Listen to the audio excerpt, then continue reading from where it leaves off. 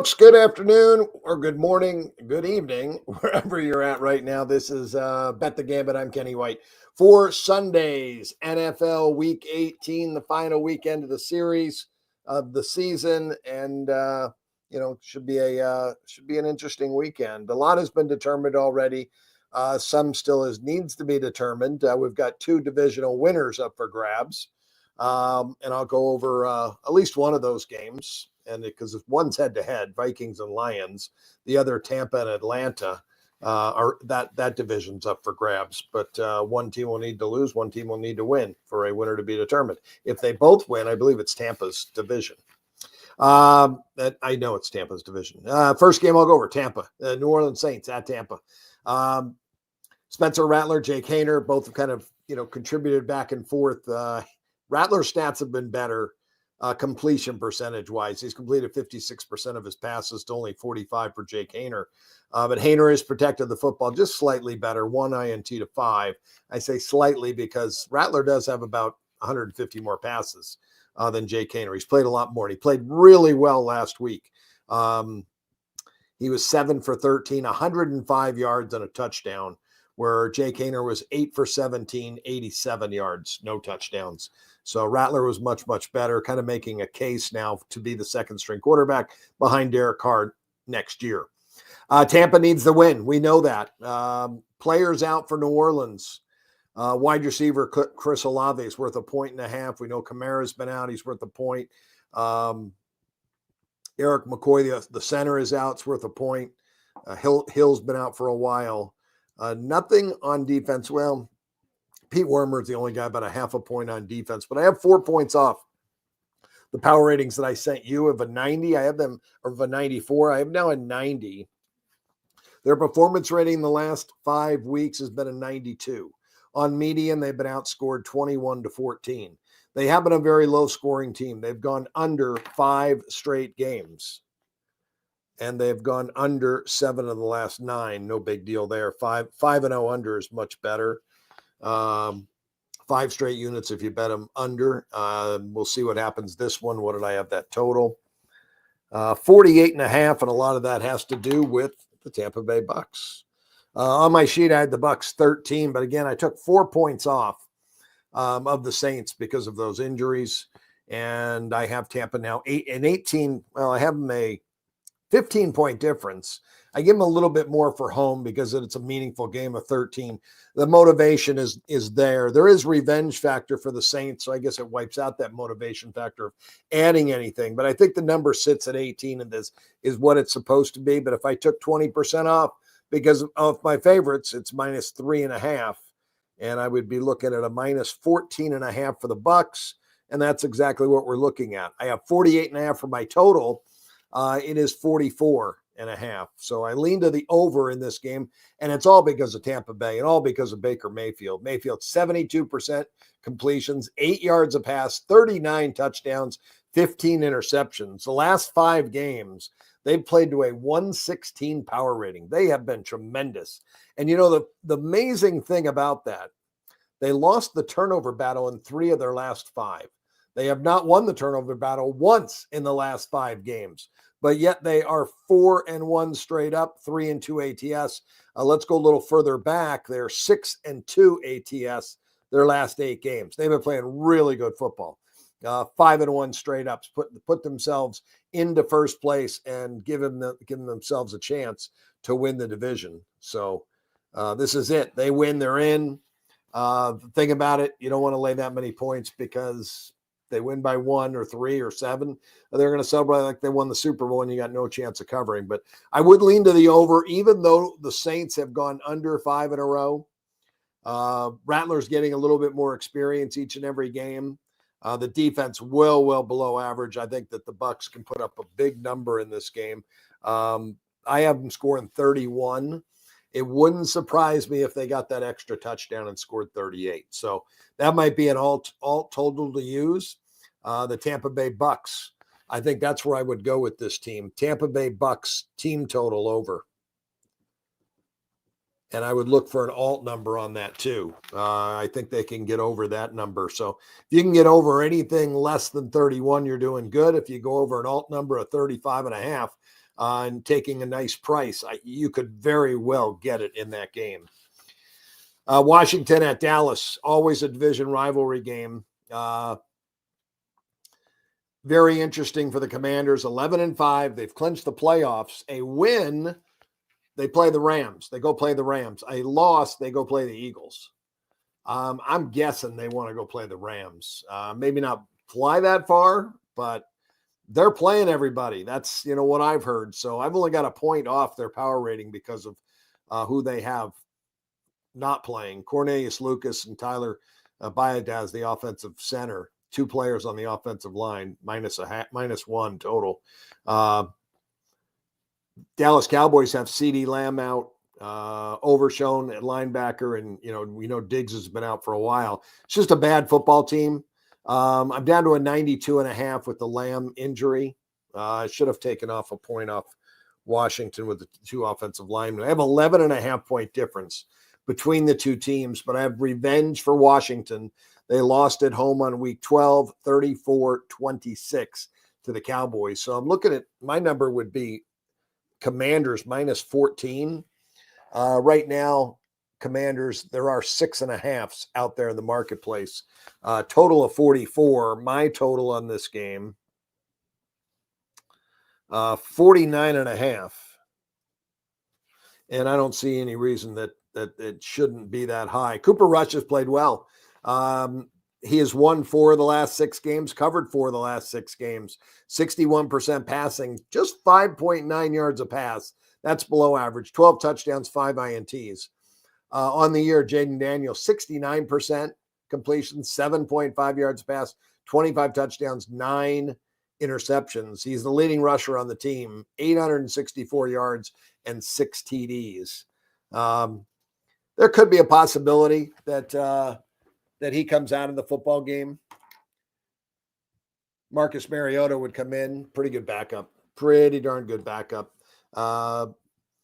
Again, I think they're the right side. I like what I've seen out of Dan Quinn this year and how he coached up that team. So I'm laying the points. I'm laying the 6.5 with Washington in that game. Seattle is at the Rams. The Rams are in. They're the number 3 team. They're already set. They're either playing the Commanders or the Packers, one of the 2. They're hosting. They know already. Stafford's sitting. Garoppolo will start a quarterback. He hasn't played all year. Hasn't thrown a pass. Remember, he'll be rusty. There's no doubt about it. I just can't see him coming in and playing that great, especially with 3 offensive linemen out. Dotson, Jackson, and Haverstein are all out. Kyron Williams, the star running back, is out. Puka Nacua and Cooper Kupp are both out. It's got a big number, -11.5 to the offense in this game for the Rams. And where am I at here? I'm now making Seattle 13. They have revenge. They lost earlier this year at 20-26. Again, motivation. The Rams have no motivation whatsoever in this game. They've won 5 in a row. Who cares if they go in with 6 in a row? It doesn't really matter. They still got to beat the Commanders or Packers, so it doesn't really matter. That's all that matters is next week.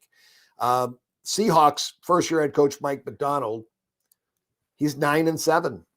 They could get a 10th win. It would be big, I think. 10 wins, that's a milestone. They also have that home revenge factor I talked about. With all of the starters out for the Rams and very few players out for Seattle, all of their players are playing. Abraham Lucas, left tackle, 0.5 point. Kenneth Walker, the third, 0.5 point. Zach Charbonneau has looked good, really good. I think Charbonneau's maybe a good bet to go over his rushing yards in this game. I think Geno Smith will use him. Geno Smith has been better on the road than he has at home. At home, 68% completions. On the road, 72%. Home, he has 7.6 yards a pass to 7.2 away. But on the road, 6 touchdowns, just 2 interceptions, a 3-to-1 ratio. At home, he's thrown 11 touchdowns, 13 INTs. At home, he's thrown more interceptions than touchdowns. So good spot for them. I think that McDonald has had his team ready on the road. They're 6-1 straight up on the road this year, 5-1-1 ATS. I think it's a good spot. 9 points off my total. I'm going to make this total at 28.5. I don't think the Rams have much offense. With 3 offensive linemen out, their star running back and 2 star wide receivers, and you're using Jimmy Garoppolo, who's going to be very rusty stepping into this game. The Rams are playing their entire defense, which right now I've ranked best number 1 in the NFL. Seattle's 11th. Both teams' defense is far better than the offense. This total right now, 38.5. Going to go under that 38.5. And I'm laying the price with Seattle minus the 7. South Point is Seattle minus 7 and 38.5. So there you go. 2 plays in that game. Minnesota at Detroit. This is probably the biggest game of the day. It's the last game of the night. I'm just going in rotation order in these games that I'm giving you. And that's why I'm going this one before my next game that I do, the Giants and Eagles, which is a 10 a.m. Pacific start. So this is for the division. Winner take all. 2 coaches that know how to cover spreads. They've been doing it all year long. The Vikings have won now. After a 5-0 start, they lost 2 in a row. They won 9 in a row. 9 straight wins now they're on. And one time during this year, 2, 3, 4, 5, 6, 7, 8, 9, 10, 11 game winning streak. The Detroit Lions had an 11 game winning streak. Both these teams 14-2 on the season. And the first game of the year they played was a 31-29 Detroit win at Minnesota. So there is home revenge for the Vikings. Kevin O'Connell, in his 3 years as the head coach of the Vikings, 15-6-1 ATS on the road. 15-6-1 ATS. Is it worth something? Well, Dan Campbell's 23-11-1 at home. Both of these guys have great ATS records in this situation, home and away. Dan Campbell's great on the road as well. He's outstanding on the road. So last 5 games for the Vikings, they've outscored their opponents 27-22. The Detroit Lions last 5 games, 34-31, 65 points. Minnesota, I have the 8th best offense. Sam Darnold at quarterback has had a very nice year, and he's played well on the road. The defense is number 7, overall number 8, a 105 rating. They have performed out to a 105 on the season and a 105 the last 5 games. Detroit Lions, I have now a 109 rating. Number 1 offense, number 15 on defense. This defense has been banged up. They did get Reeder back. Now they're getting Anzalone back. He's worth 1.5 points. He is an all-pro linebacker. Is he going to be in midseason form? No, but he's going to be close to 100%, which is good enough to me to give him his entire rating back, 1.5 points. If they had Aiden Hutchinson, look out. Also, their corners are all beat up. They've had several cornerbacks out, at least 4 corners, both starting corners from the year. Mosley and Davis both out. Dorsey's out. Rackstraw's out. So they're beat up in the secondary a little bit in the corners. So I got to believe that Sam Darnold may have a heyday throwing the football. We know Jared Goff's going to put up points. I like this total over. And again, I gave you the Vikings at 105. The Lions, number 1 offense, number 15 on defense, number 2 overall, because that offense is rated so high. 109 overall, 4 points better. Their performance rating for the year are 105, and for the last 5 games are 105. So about the same as the Vikings, but I do have them 4.5 points better. They didn't have Anzalone, so that's 1.5 points that you could tack on to those numbers. I've given 3 points for home. That's -7, but 2.5 for the revenge for the Vikings, make it 4.5, and take 20% off. That's 1. I really have this game, Detroit 3.5. They're up to 3. I think the news that Anzalone was going to play moved this from 2.5 to 3. I don't have anything on the side. I think it's a great game. My total is 63. 63. And again, the Lions on the year, 32-20, but that defense has been weaker down the stretch. Their median score in the last 5 games, 34-31. I hope it's that type of shootout. I think it will be. So I'm over in that football game. And again, Detroit's secondary's beat up. Sam Darnold should have his way with great wide receivers. And you know what Jared Goff can do at home. He's at home.